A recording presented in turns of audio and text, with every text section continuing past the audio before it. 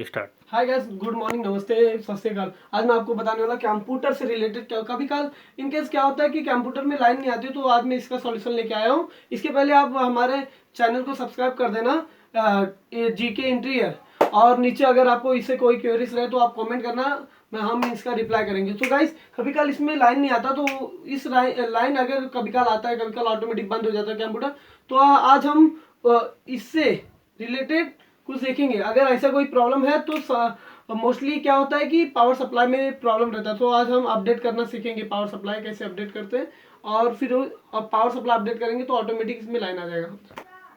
अगर guys 30 second में हमारे कंप्यूटर में अप डाउन होता है, यानी बंद चालू ऐसे कुछ मूवमेंट होते हैं, तो समझ जाने कि हमारे पावर सप्लाई में खराबी है।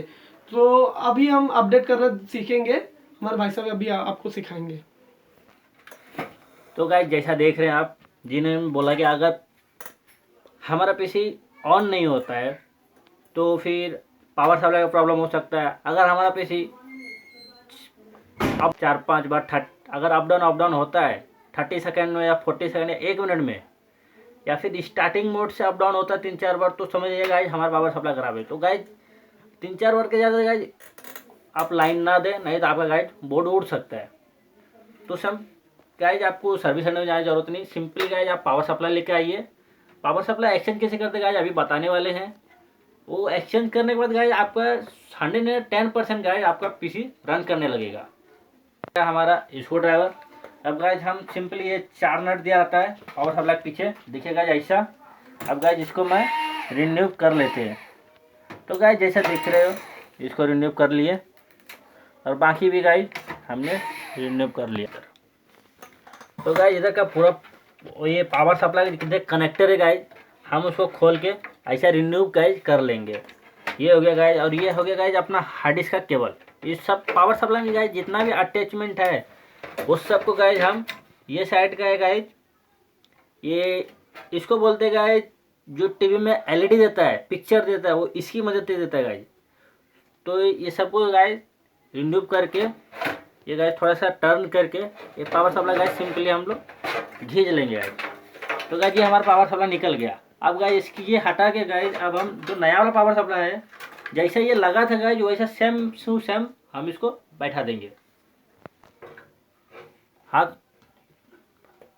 चल, हाँ तो गाइस ये है हमारा नया पावर सप्लाई। अब गाइस जैसा आप खोले थे वैसा आपको सिंपली गाइस उसमें अटैच कर देना है। तो देखिए गाइस, ये पावर सप्लाई गाइस हम सिंपली इसको ऐसे करके गाइस, इधर एक खांचा रहता है गाइस, ये देखिए गाइस ऐसा खांचा रहता है। ये खांचे गाइस ये लाइन में जाना चाहिए, बट कि एक खांचे के ये साइड नहीं आना चाहिए गाइस। तो गाइस जैसे आप देख रहे हैं, ये गाइस ये हमने बैठा दिया।